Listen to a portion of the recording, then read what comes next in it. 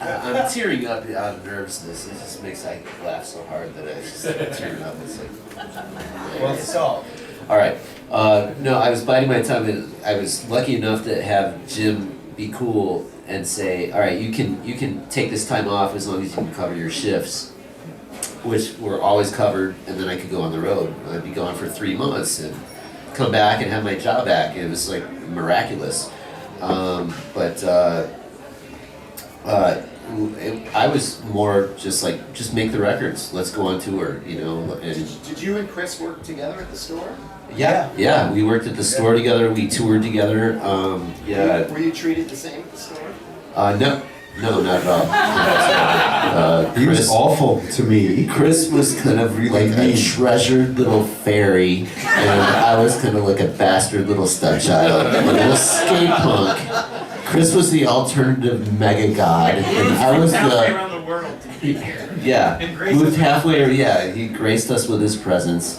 He had that funny little accent from Edinburgh, and I was just that shitty little skate punk from like 1 mile up the road on Lincoln Avenue that went to Potbelly on Fridays. That's it. Yeah. No, I'm he's so sorry. shut up. This is the first I'm hearing about this. Okay. There's a whole world that's been going on behind my back. Is that what this is about? Is this an intervention? Yes.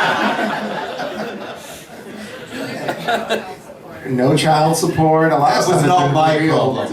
Actually, it was partly your fault, wasn't it? So then the label, obviously the label cannot sustain this business model of $240 postage stamps, and eventually, I mean, obviously there was personal things going on with Jim and Danny. You know, Jim had found out he was sick, and I mean, from that point, would you say your dad just kind of was just, you know, obviously he had bigger concerns than a record label at that point?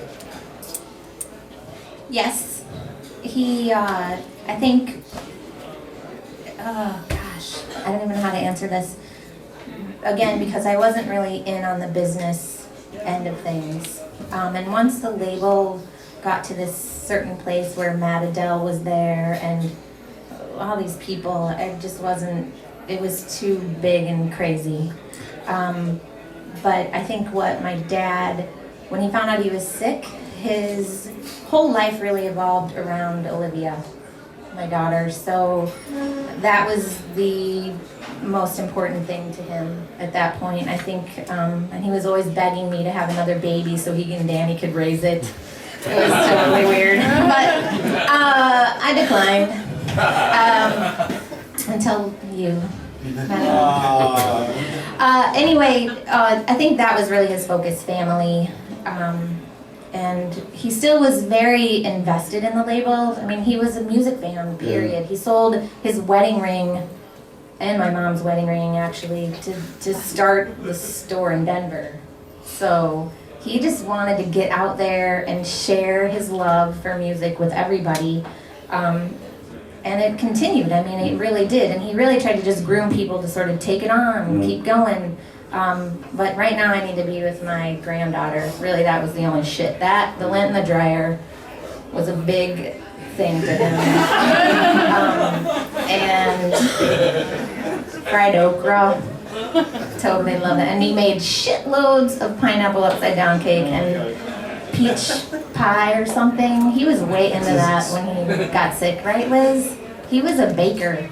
He just discovered baking. You would have appreciated that, Tina. I really would. Yes, you would.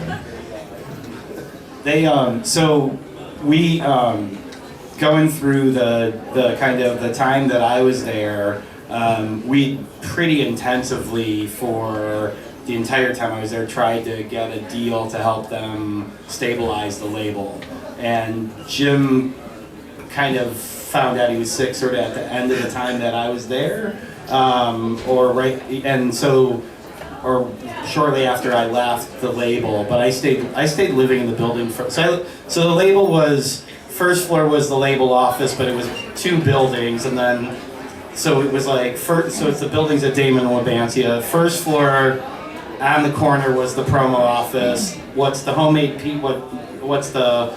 pizza company was the warehouse. what's the Halo hair salon and whatever was the promo office and promo storage. And then upstairs was you, me, Sasha, and Michelle from KMFDM. At some point, Shirley, like it was just like, and then Jim and Danny on the third floor. And then Marsden. And then so it was just like this whole like I mean, it was this just bizarre like family thing that like freak family. But we all spent holidays at Jim and Danny's house and everything like that. And then really like his biggest concern from the point that he got sick was not letting anybody know that he was sick from a business perspective because it would have endangered the deal for the label, literally, was his biggest personal concern. And then really they struggled to keep it private until they got the deal done, and then kind of, but that was a big part of it, was the deal would have gone away had they found out that he was sick. He knew he was sick long before that. Yeah, oh yeah, no, totally. But that was his big thing, was kind of keeping it on the DL until they got something in place to really try to stabilize the company and stuff. So. Because he knew he was sick. And then, but then as the label, I mean, the label carried. That's why I was saying. That's right. Yeah, so because I was there 91, 92.